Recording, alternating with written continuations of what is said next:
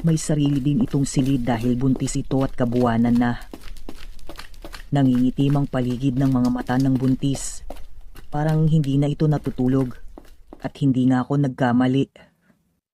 Dahil noong chinek ko siya sa kanyang silid, ay tawa ito ng tawa at nagsasalitang mag-isa. Ngunit hindi ito katulad ni Lerma na bayolente at nananakit. Hindi kasi nito ininda ang tinuro ko sa kanya. Isang gabi nakaramdam ako ng antok kaya nagtimpla ako ng kape. Dahil wala pa naman akong gagawin, umupo muna ako habang humihigop ng kape. Maya-maya ay nakarinig ako ng kalabog at pagsigaw. Kaya dali-dali akong tumayo. Nanggaling ang ingay sa silid ng buntis na pasyente. Pagbukas ko ng pinto ay nakaramdam ako ng kilabot nang makita ko doon si Lerma. Ang lakas ng kabog ng dibdib ko. Tumayo